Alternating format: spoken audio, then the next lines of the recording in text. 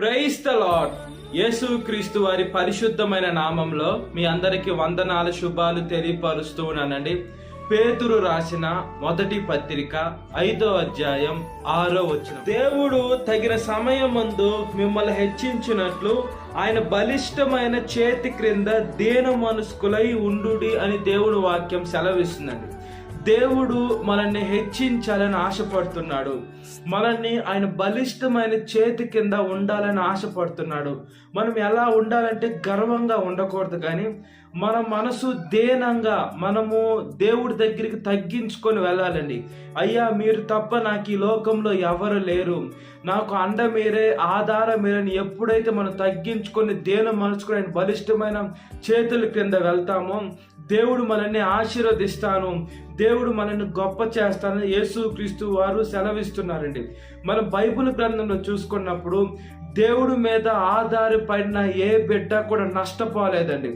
దేవుడు అద్భుతాలు చూశారు, దేవుడు గొప్ప కార్యాలు చూశారు, దేవుడు సూచక కార్యాలు చేశారు, దేవుడు మహాచరమైన కార్యాలు చేశారు. కాబట్టి మన ఫోకస్ అంతా దేవుడి పైన పెట్టాలండి. ఈ లోకంలో మనుషుల పైన కాదు, మన జీవితం యావత్తు మనం దేవుడి పైన ఉంచాలి. ఈ లోకంలో మనం అటు ఇటు తిరిగితే మనం చాలా సమస్యలు వస్తాయి, బాధలు వస్తాయి, కష్టాలు వస్తాయి, నష్టాలు వస్తాయి, మన శ్రమలోకి లోనవ్వాలి. కాబట్టి మన చూపంతా పరలోకం వైపు ఉండాలి, మనము దేవుని వైపు చూడాలి. మన ఫోకస్ అంతా దేవుడి పైన మాత్రమే ఉండాలి.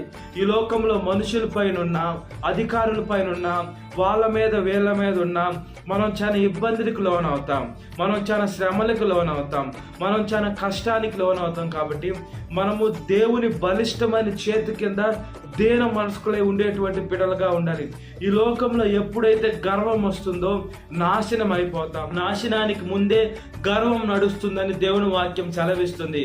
కాబట్టి మనం చూసే చూపు, నడిచే నడక, చేసే క్రియ ప్రతి ఒక్కటి మనం మానవులం. కాబట్టి మనం పరీక్షించుకోవాలండి, మనము మార్చుకుంటూ ఉండాలి, అదే విధంగా నేర్చుకుంటూ ఉండాలి. ఈ లోకంలో సాతాను ఏం చేస్తుందంటే అమాంతంగా మనుషులకి ఈ లోకంలో ఉన్న శరీరాశ, నేత్రాశ, జీవడం చూపించి మనుషుల్ని మింగివేయాలని చూస్తుంది, మనుషుల్ని బాధ పెట్టాలని చూస్తుంది, మనుషుల్ని దుఃఖపరచాలని చూస్తుంది, మనుషుని శోధించాలని చూస్తుంది, మనుషులు ఎంతగానో ఇబ్బందులకు తీసుకొని వెళ్ళాలని చూస్తుంది. అలాంటి దుష్ట శక్తి నుంచి మనం తప్పింపబడాలి, అలాంటి పాపం నుంచి మనం తప్పింపబడాలి, అలాంటి సాతాను నుంచి మనం తప్పింపబడాలంటే మనము దేవుని పాదాల దగ్గరికి వెళ్ళాలంటే ఈ లోకంలో ఎవరి దగ్గరికి వెళ్ళాం మనకు సహాయం చేసేవారు ఉండరు. దేవుడు పాదాల దగ్గరికి వెళ్ళాలి. మనము బైబిల్ గ్రంథంలో చూసుకున్నప్పుడు మోషే గారు దేవుడు ఆయనకి ఎంతగా తోడై ఉన్నాడు. ఆయన దేవుడి మీద విశ్వాసం తగ్గిపోలా. నా దేవుడు ఎర్ర సముద్రం కానించి అవతలికి తీసుకొని వెళ్తాడు, ఇక్కడికి రమ్మన్నది దేవుడే, ఇక్కడి నుంచి తప్పించేది దేవుడే. దేవుడేమి మనుషుల్లాగా ఇరికించి వదిలిపెట్టి వెళ్ళిపోయే దేవుడైతే కాదండి. దేవుడు కలకాలం మన కంఠంలో ప్రాణం ఉన్నంత వరకు ఈ లోకంలో ఉంటారు. అదేవిధంగా మన ప్రాణం పోయిన తర్వాత పరదేశంలో తీసుకుపోయి మనతో ఉండేటువంటి దేవుడు అండి. కాబట్టి మనము దీన మనసుకులై ఉండాలి, తగ్గించుకొని ఉండాలి. దేవుడు ఎంత బలిష్ఠుడు అంటే మనకి ఎవరైతే శత్రువులు ఉంటారో అలాంటి శత్రువుని అనగదొక్కేది దేవుడేనండి, చితక దొక్కేది దేవుడేనండి, సమస్యలు తీర్చేది దేవుడే. మనకు ఒక సమస్య వచ్చింది, అది మనం తీర్చుకోలేం, దేవుడు పాదాల ముందు పెట్టాలి. అయ్యా, నేను ఇలా చేయాలనుకుంటున్నానయ్యా, ఇంత గొప్ప సమస్య, పెద్ద సమస్య వచ్చింది, ఈ సమస్యని అధిగమించాలంటే ఎలా, మీరే సహాయం చేయండి, మీ కృపలో జ్ఞాపకం చేసుకోండి, మీ ఆత్మని దయచేయండి, మీ మంచి మనసును దయచేయండి, మీ సేవలో మమ్మల్ని ఆశీర్వదించండి దేవా, మీ కృపలో మమ్మల్ని జ్ఞాపకం చేసుకోనని మనం ఎప్పుడైతే దేవుడికి మన జీవితాన్ని సమర్పించుకుంటామో దేవుడు ఆయన ఆత్మను మనకి ఇస్తాడు, ఆయన సేవలో మనల్ని వాడుకుంటాడు. కాబట్టి మనం చూసే చూపు పరిశుద్ధంగా ఉండాలి, నడిచే నడక పరిశుద్ధంగా ఉండాలి, చేసే క్రియ పరిశుద్ధంగా ఉండాలండి. దేవుడు మనము దీన మనసు కలిగి ఉండాలి. మన గర్వం ఉంటే దేవుడు కాపాడు. మనము తగ్గించుకోవాలి, మనల్ని మనం తగ్గించుకోవాలి. దేవుడు సేవలో మనల్ని 30 రంతులుగా, 60 రంతులుగా, 100 రంతులుగా ఆశీర్వదిస్తున్నప్పుడు మనం తగ్గించుకొని ఎప్పుడైతే మనల్ని మనం నలగొట్టుకుంటామో దేవుడు ఆయన ఆత్మని ఇస్తారండి. మనం పరిశుద్ధాత్మని పొందుకునేటువంటి బిడ్డలుగా ఉండాలి. బైబిల్ గ్రంథంలో చూసుకున్నప్పుడు యేసుక్రీస్తు వారి బాప్తిసం తీసుకున్నప్పుడు పరిశుద్ధాత్మ ఆయన మీదకి వాలిందండి. పావురం వలె శరీరాకంలో వాలిందంటే పైన ఉన్నది, లోపలికి వెళ్ళాల. ఎప్పుడైతే బాప్టిజం అయిన తర్వాత దేవుడు యేసుక్రీస్తు అరణ్యంలోకి కొనుక్కోబడి 40 రోజులు ఆయన ఉపవాస ప్రార్థనలో ఉండి సాతాను చేత శోధింపబడి అని ఎప్పుడైతే బయటికి వచ్చాడో అప్పుడు పరిశుద్ధాత్మ పూర్ణుడయ్యాడు. మనము కూడా దేవుడి ఆత్మని ధరించుకోవాలి.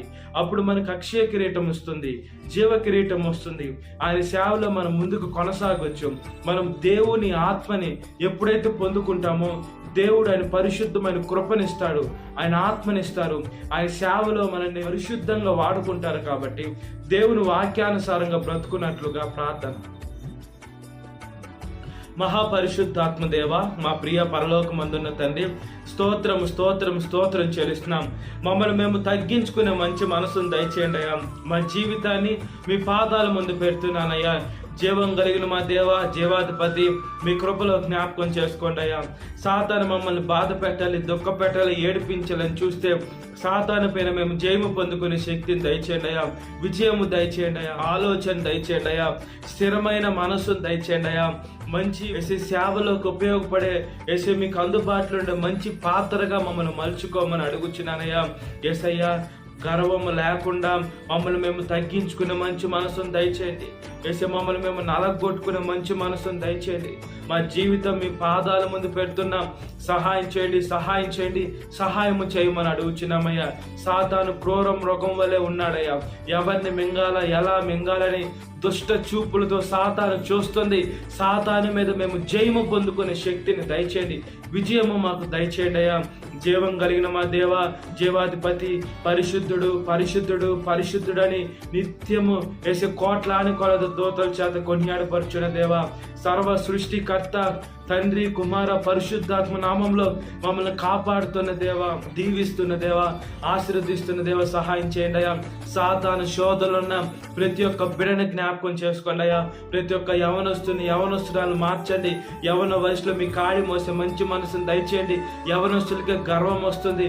ఆ గర్వం వస్తే నాశనం అయిపోతారు. కాబట్టి గర్వం తీసివేసి దీన మనస్కులై మీ వాక్యానుసారంగా జీవించి ఆజ్ఞ ప్రకారం లోబడి మీ రెక్కల చాటును వచ్చేదానికి సహాయం చేయమని అడుగుచు సాతాను శోధన ప్రతి ఒక్క బిడ్డను విడుదల దయచేయండి.